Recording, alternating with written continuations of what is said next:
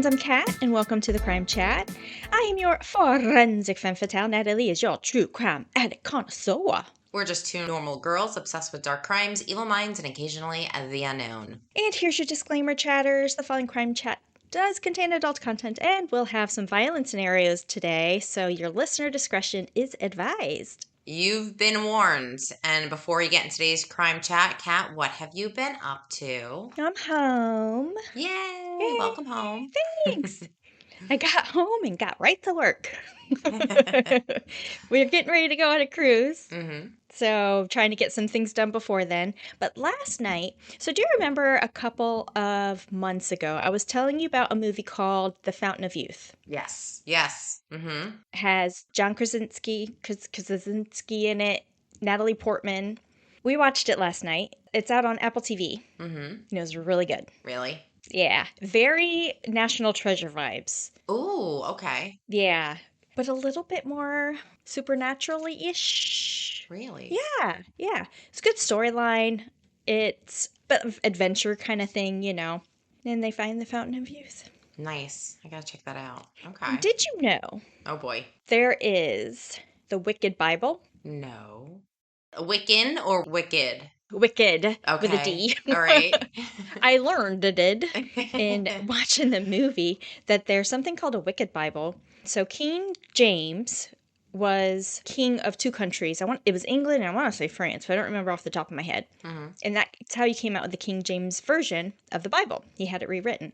Well, there is a misprint at some point in the Ten Commandments. They left out the not in thou shalt not commit adultery. So it says in the misprint of this, what they called the Wicked Bible, thou shalt commit adultery. Oh my God. And then there's another one, it's like in Deuteronomy, something or other, it has like another misprint. Yeah. But once that was discovered, like they burned all these Bibles. And there's only a very few that are actually left. And one of them is in, I want to say Brussels, Belgium. I was like, that's super cool. They don't teach you that. That is super cool. They don't want you to know about the Wicked Bible. I like those kind of movies, though, because you learned a little bit more about, like, when it's based on true stories, right? Learned about history, and it just has you, like, Googling the whole time. Yes. So, it's pretty good. And John Krasinski's great. He's funny. I gotta check that out. Adorable. That sounds like a movie I would like. Definitely. It was really good. The Bible. Yes. I gotta look that up. Yeah. Well, the Wicked Bible, yeah. The Wicked Bible. Who knew? Who knew? Of course, it's written by a man. You could tell because he took the word not out. Just joking. Women are just as bad. Supposedly unintentionally. Right. Was this version, but and kind of part of the theme too in this is with every blessing there's a curse, with every good there's evil, with every angel there's a demon. So it was very like opposing. Yes, very interesting. I wonder how much it's worth. The Bible? No, the Wicked Bible. Yeah, it's probably like priceless. I would think so. Yeah. Wow. They steal it in the movie, but because they need it for their clues to find the Fountain of Youth. Of course. So, I mean, like I said, it's very National Treasure. If you like those movies, you'll like this one. I like National Treasure, too. Yeah, so. That was good. The first one was good. The second one, not so much. But the first one was really, it was just classic. Classic movie. Kind of like a original. I mean, you have like the Indiana Jones and everything like that, right? Going through the adventures and trying to find these relics. Very rare, whatever.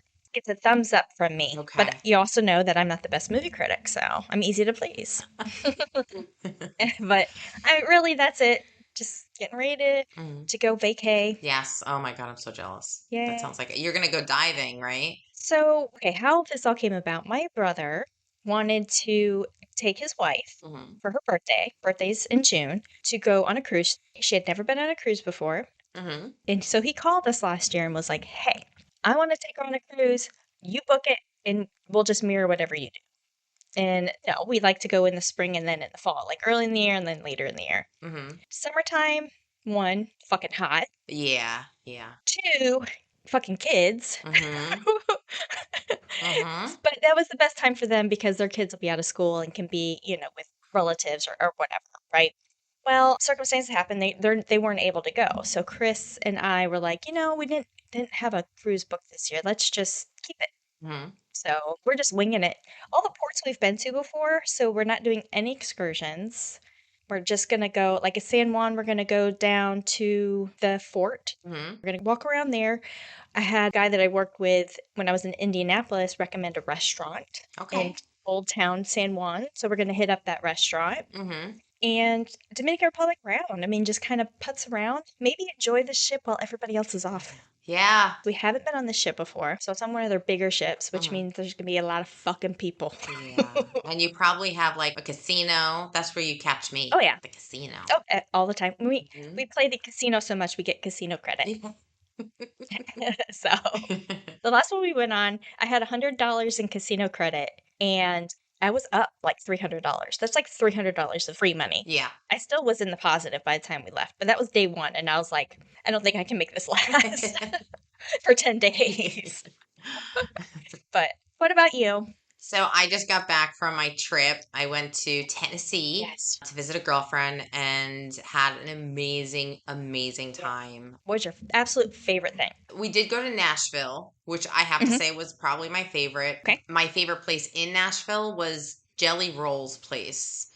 Oh. Oh my God. That was the one that had on the ceiling, I'm fine, and then a spinning skull. It was You so said that, and I was like, cool. I'm fine. It's I'm fine. fine. Everything's fine. It was so cool. I thought that was Kid Rock's place, but it was Jelly Roll. Okay. Yeah, that was Jelly Roll. Kid Rocks Yeah. was the one with the big eagle that says American Badass. Mm-hmm. Both of them had amazing music. I mean, Yeah. these, you heard them, the I bands, did. Yeah. they weren't just your run of the mill bands, you know? Mm-hmm. They were really talented. Like they were amazing. Yeah. We went to Kid Rock's new restaurant he opened 2 weeks ago, which is the Detroit Cowboy. Okay. Very good. Had a Wagyu burger. It was excellent. That sounds good. And when we were there, we were speaking to the staff, and the staff's like, yeah, he lives in Franklin. Mm-hmm. And he's there at least once a week. And I'm like, really? They're like, yeah, we can't tell you the day or anything like that. But one of the girls was there, and she's like, I had a really hard life. And she was like saying she's single mother, Mm-hmm. mother of three. She was broke. She applied for a job. She told him the story. And now He actually interviewed her? yeah. Yeah. Wow. And she's like, he's improved my life so much. Mm. Now, the place opened 2 weeks ago, but they were training for like a solid month, and they got full pay, full everything. Yep. So apparently he's a really good guy. And I'm like, that's really cool. That's heartwarming. It really is. Yeah. You know? He is American Badass. Because they are just people. Yeah. And Nashville, unfortunately, the bad part about Nashville, the con is that it's a lot like, I guess, LA, where you get a lot of young people with big dreams that really just get crushed by the system. Yeah, yeah. So you get a lot of those sad stories where it's like, I have nothing, I came here with nothing, and it's not happening for me, and they're still stuck. But like, yeah, I couldn't believe the amount of music. The music didn't stop. I landed.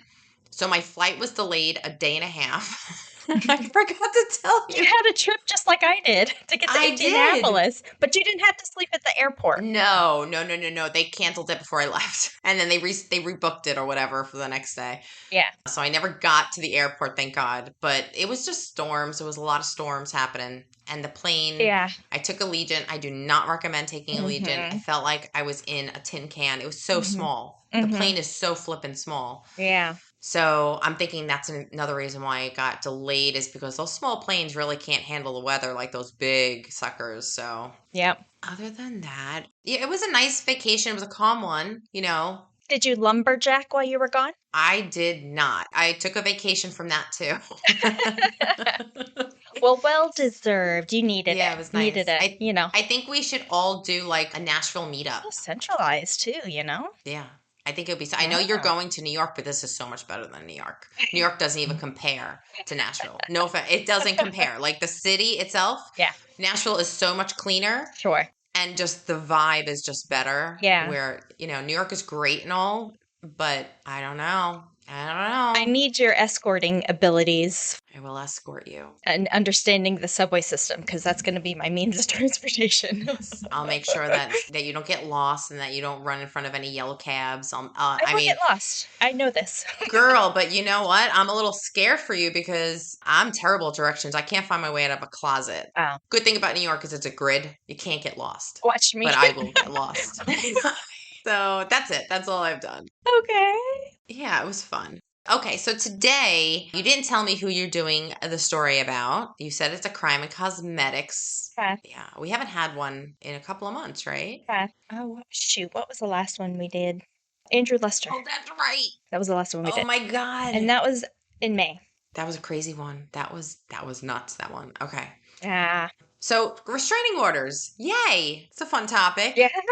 All right. Well, let's start from the beginning. A restraining order, also known as a protective order or an order of protection, is a legal document issued by a court to prevent one person from contacting or approaching another. Mm-hmm. This is most commonly used to protect victims of domestic violence, stalking, harassment, or sexual assault. Mm-hmm. Violating this order is a criminal offense, Mm-hmm. and it can lead to arrest, jail time, or even worse. Now, when you were looking at this, did you find anything that varied by state, or is this just kind of blanketed?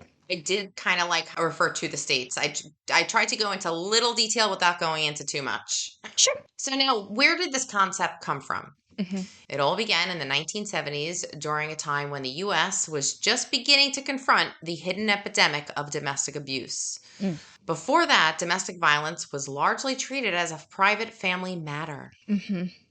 You don't talk about Bruno. No, we sweep it under the rug. It was the women's rights movement in 1960s that began forcing change, pushing the courts and the lawmakers to recognize that abuse at home wasn't just a social issue, it was a criminal one. Now, one of the first restraining orders that was issued in California, and that was around 1976, while we don't know the exact name of the person, obviously, for victim protection, Sure. California basically became the blueprint for other states to follow. Well, that's good to know because that's where we're taking place today. Oh, okay. Cool. In California. Yeah. Now, let's fast forward to today. Every U.S. state and territory has some form of restraining order law. Mm-hmm. These come in different types. For instance, the Emergency Protective Orders, which is an EPO. This is something that's issued really quickly, often without the accused person being present. Like, you don't have to be present. I guess this is for some extreme cases where police can kind of just like, yep, an EPO, we need to do this, get the court, and all that. Another one is a temporary order, and this lasts until the court gets to review the case. The other one is a permanent order, and this can last for months or even years. Wow. Now, thanks to the Violence Against Women Act, the VAWA, passed in 1994, all U.S. states are legally required to honor restraining orders issued by other states, which is great. Good. Yes. That is great. Yeah. Right? And this is what is called the full faith and credit clause. So, yeah, if somebody beats you up in Florida and then runs to South Carolina, But restraining orders aren't just an American idea. Around the world, countries have adopted their own versions. For instance, in the United Kingdom, victims can apply for a non-molestation and occupation order. In Canada, provinces issue peace bonds.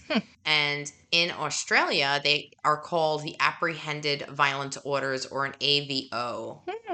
Now, while the legal language varies throughout, the goal is basically the same. This is to protect lives before it's too late. Yeah. And according to the National Center for State Courts, over 1.5 million restraining orders are issued every single year in the U.S. alone. Yeah, that's a lot. That is a lot. Yeah. About 80% of those are related to domestic violence. Sure. Roughly 85% of people seeking protection are women, and in most cases, the other person being restrained is a man. Now, here are some famous restraining orders. Oh, yeah. First one, Britney Spears and Sam Luffi. The restraining order lasted from 2008 to 2019. Britney Spears was granted a restraining order. Time. It is a long time, right? Wow, yeah. You get a lot when you're rich. I mean, come on. It's Britney bitch, you know? Britney bitch. So this guy, he was her former manager, and allegations consisted of him drugging her. He harassed her family, and then he tried to control her finances. And then... Oh, was this part of like the whole finance thing that her family had control? No. Because she went whack. That was a conservatorship. Yeah, okay. And that was due to her mental health. Now, yeah, this could have contributed to her outbursts. True. Back then when her father stepped in. Yeah. You remember when she shaved her head? That's what triggered it. That whole situation when she was going a little, I mean, we don't know what she was going through. But then again, when she wrote that book, I didn't read it. That scandalous book, I didn't read it either, but I kind of got like the cliff notes from YouTube, and it apparently Justin Timberlake like forced her to get an abortion. Like it was a big thing. Oh yeah. So, and she was very young at the time, so you could tell something was definitely up. Next one, Rihanna and Chris Brown. How can you? I can't forget this one. This broke my heart because I love Rihanna. I know. Yeah. This happened in 2009. I can still see her face. Right? That picture was terrifying. Yeah. After a violent domestic assault the night before the Grammys, Rihanna was granted a restraining order against singer Chris Brown. Initially, Brown was required to stay 50 yards away, and later it was reduced to 10 yards away for music events. Oh, if they were performing at like the same festival or something. Yeah. Okay. Next one, Sandra Bullock and Joshua James Corbett, 2014. She obtained a restraining order after Joshua broke into her home. The incident led to a multi-year protective order, and the case sparked discussion around stalking and celebrity security. Another one, Tyra Banks and Brady Green in 2009. Oh, I didn't know about this one. The supermodel filed a restraining order after Green followed her across multiple states. He would send her flowers, and he would even appear on, you know, that show she's at, American Top Model? Yeah. He would just appear during the taping. Like, hey, Tyra. Like, that would freak me out. Like, you know, And you went into So he was more of like a super fan stalker, super fan kind of thing. You went into the whole stalking thing. It was last episode you went into the... Yeah, last time. Yeah. Now, the longest sentence for violating restraining order on record is Ronald Eugene Taylor, and this is in Texas.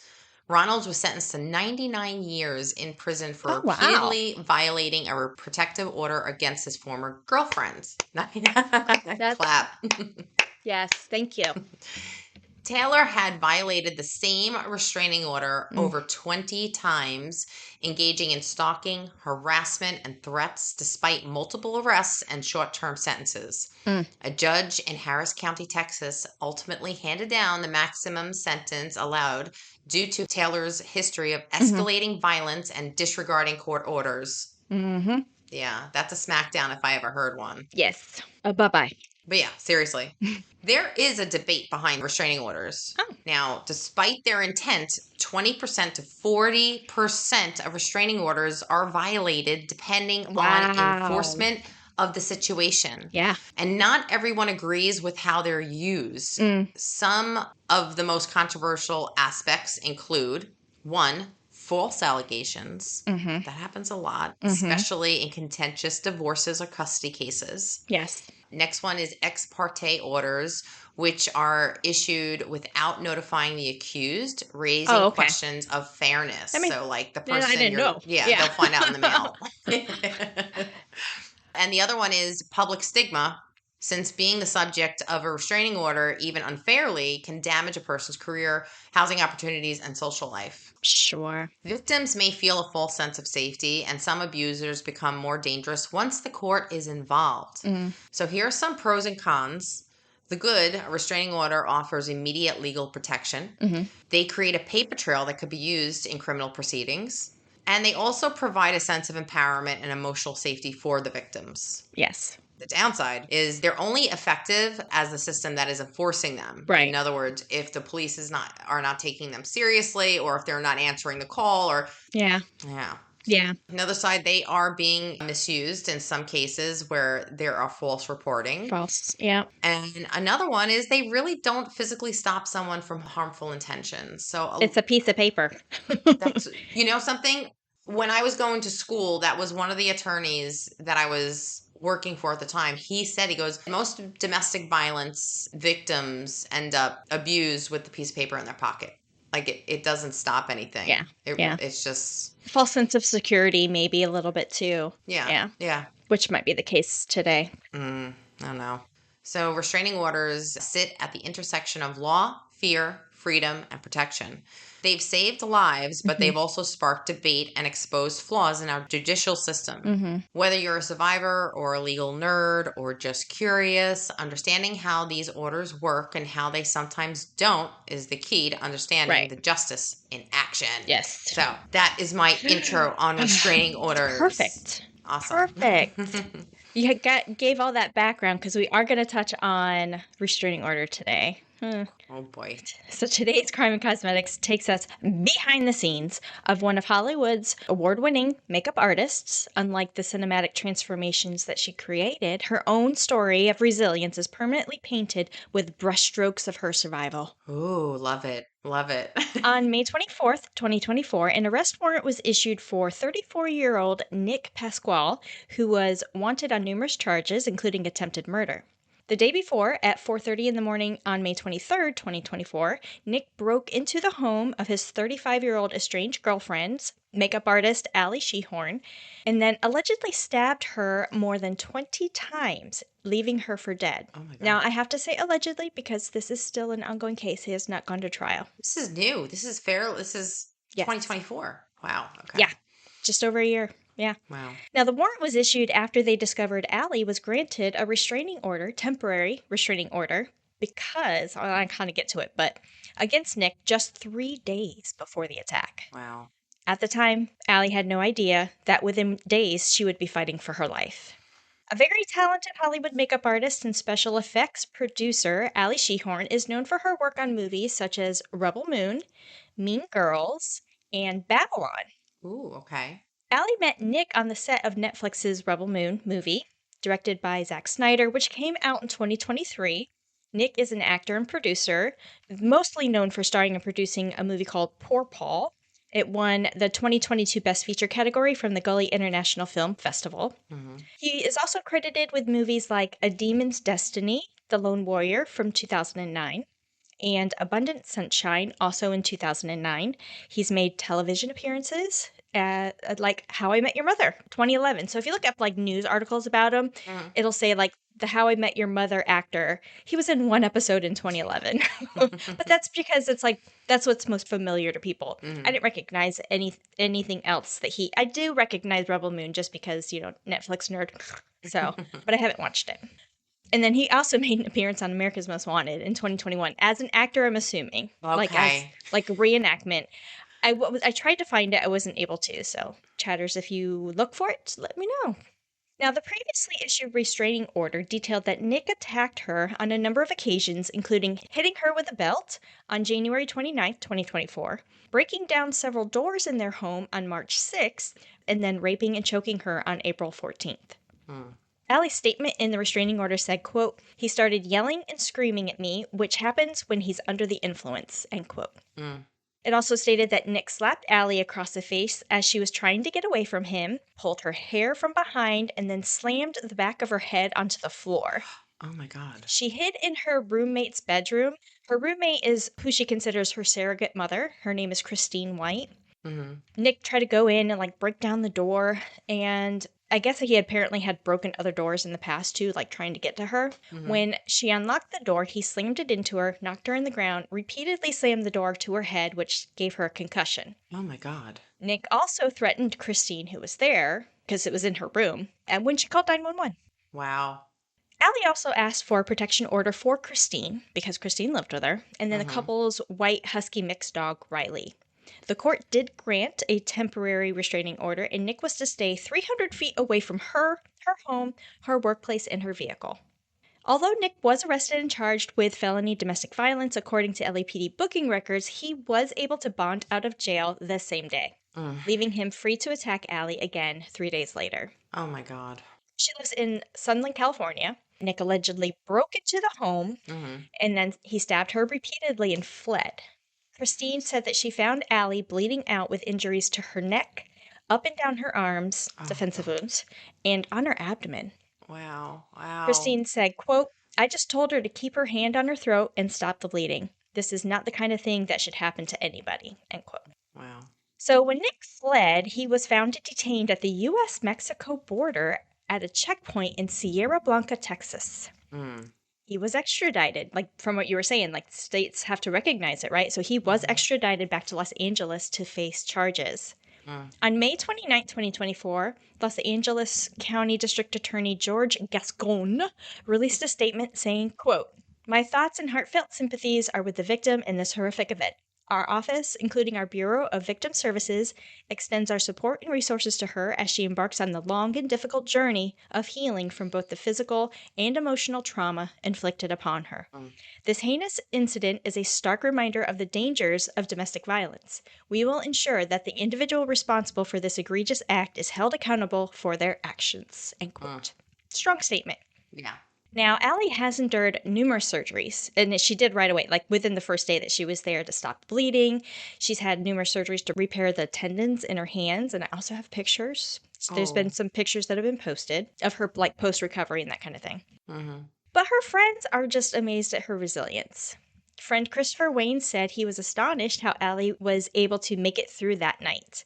Quote, "How fast she is recovering and how strong she is really amazing." End quote.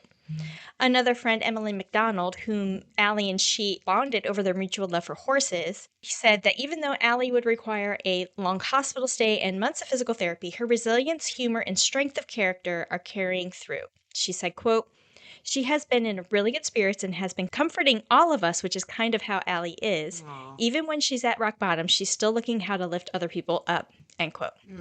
Now, Emily and two other of Allie's friends set up a GoFundMe page shortly after the attack. As of today, it has well surpassed the $100,000 goal. But on the page, Emily wrote, quote, "Allie is a remarkable person, full of warmth, kindness, and love. No one deserves to endure such a traumatic experience, especially someone as compassionate and caring as Allie. The road to recovery will be long and arduous, but with your support, we can help ease her burden and provide the financial assistance she desperately needs." End quote. Aww. Now, Christine, Allie's surrogate mother, said, quote, "She said that even if she couldn't paint, she would paint with the brush in her mouth. That's how resilient she is. She's just so amazing." Aww, just give End me quote. chills. Yeah. Now, a hearing over whether or not this temporary restraining order would be permanent was actually scheduled for June 11th. The incident happened on May 23rd. Okay. So that was supposed to be June 11th, and then Nick was due to also appear in court on felony charges in San Fernando on June 12th, your birthday. Yes. Dates he both missed, the restraining order hearing and the felony charges, because he was locked up in Texas before he was extradited. So, from court documents in the San Fernando County, California, Nick is charged with attempted murder, first-degree burglary, 2 counts of injuring a spouse, cohabitant, fiancé, boyfriend, girlfriend, or child parent, forcible rape, and committing an offense while on bail under his own recognizance. So I'm glad they threw that one in there too, because he was out on bail and then he committed another felony. I was going to say, like, there's got to be something that she can do or sue the state or the city. Can't she? I mean, they let him go. Yeah. They have to be ugh, that would drive me crazy. Like, Well, the only reason why we're sitting here talking about this is because they set his bail obviously low enough that he could do it. so I'll kind of mention it in a minute, but when he was arrested in Texas and then extradited back to Los Angeles, initially I saw that the arrest warrant gave like a $1.7 million bail, but the court documents say that there's no bail. Oh. So he's held without bail. And I'll get to it. I don't want to get ahead of myself. Okay. Okay. So since October, there have been 6 preliminary hearings and 3 arraignments. In the last arraignment, it was March 26, 2025, this year. Nick pled not guilty to all charges. The last court proceeding recorded was a pretrial conference that happened on May 6th, like 6 weeks ago, 8 weeks ago, where his lawyers requested a continuation. During the 5 minutes that he spent at a preliminary hearing on August 12th, Nick spoke just once to tell the judge that he understood he was waiving his right to a speedy trial. Because he is incarcerated, he waived his right. He reportedly refused to make eye contact with Allie and instead was hunched over in a bright blue jumpsuit, staying emotionless as the court announced that they would be arraigning him with extra charges in the fall of 2024. And she was there. Allie was at the court. Yep. Wow. I'm going to mention that in a second here. At this proceeding, Allie, dressed in a black vest and loose pants, did nothing to hide her wounds and looked directly at him most of the time. Wow. Nick Pasquale is incarcerated at the North Valley Correctional Facility in Castaic, California. I don't know how to say it. Where he will likely remain until his trial. I was not able to find a trial date, so I don't think one has been set yet. But if convicted, he faces life in prison. Oh, yeah. However, after nearly dying from this attack, Allie is determined to be there every proceeding, every hearing, every step of the way. Good. She said, quote, I just hope that there's justice served. People should know that this shouldn't happen and he can't get away with it. I'll be at every court hearing, even if I don't have to be, just to show him that I'm still here. End quote. Good. Now, Allie is a member of the IATSE 706 Makeup Artist and Hairstylist Guild. She has been back to work since then. Oh, wow. Good. Now, there was some question, too, with her friends. Like, most of her friends were other makeup artists as well. Mm-hmm. And read a bunch of quotes and everything. And because of her defensive wounds and the surgeries, having to repair her tendons and everything, they didn't know she was actually going to be able to go back to work as a makeup artist. Wow. But she did. Most recently, she was a makeup department head for the 2025 film called The Company We Keep. Now, this movie is inspired by the life of Ed Kemper. Oh, wow. I think it's on Prime and Tubi right now. Wouldn't that be traumatic for her to kind of deal with the... You know, so that's her specialty, is special effects, horror films. Wow. That's her specialty in her makeup. Wow. Yeah. Okay. I mean, we're talking all the prosthetics and everything. Yeah. She also was a makeup department head for the 2025 movie based on a book of the same name called Maybelline Prince. According to her Instagram page, Allie Shehorn Art, as of 6 weeks ago, she did share some of her vampire makeup looks that she did on 2 models. And then a week prior to that, she shared a picture and commented that she did all of the special effects makeup for a movie called No Volties that was filmed in Uruguay. I don't know if that's coming out this year. Mm-hmm. While Allie did all the things a victim of domestic violence should do, her story remains a cautionary tale of how quickly violence can escalate. If you or someone you know are experiencing domestic violence, please call the National Domestic Violence Hotline at 1-800-799-7233 for confidential support. Wow. Oh, wow. And that is your crime and cosmetics. That is disturbing because it's so current. And now I'm like thinking in my head, we have to do a follow-up on this because I need to know how this turns out. But there okay. What? She is stunning. Is she? And he is horrid. Oh my God. Like, he's way below her. Yeah. Wow. Mm-hmm. Sorry, that's my opinion. I know it's not all about looks, but when you're looking at the picture of the two of them together, you're like, how did he land her? Yeah. And he just looks like a big fucking goofball. And he apparently has anger issues. So. You know, these restraining orders, there's got to be a way that they can tweak them a little bit where something like this, like it seems like the gray area is when he was arrested for the domestic, when the restraining order was provided up until his return to court, when he needed to return to court a couple of weeks later. Oh, so yeah. So the restraining order was issued where he was arrested and released on bail May 20th. And his first court appearance for that restraining order was June 11th. So that's like 3 weeks-ish. Too long. Like it should be like a couple of monitor days.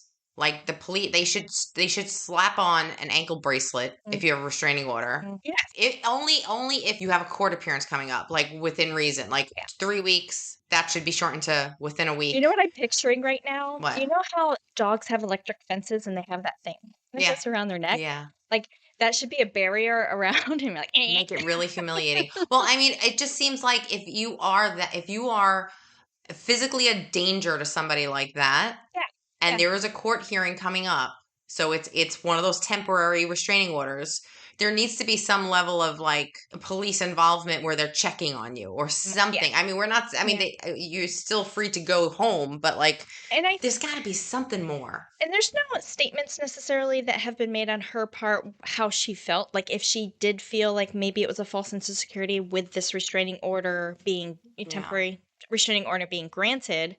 I don't think, necessarily. She seems like a very smart person, very, just driven and. Yeah.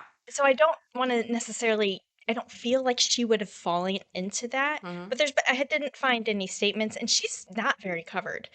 In a lot of the same stories that I found, it was kind of some of the regurgitated information. Yeah. I actually had to go onto the LA County courthouse and request the court records so I could find out what the latest legal proceeding was because it's just not out there. The last news article I think came out in August of last year. Wow. And then on the court records, there's no scheduled trial date or anything like that.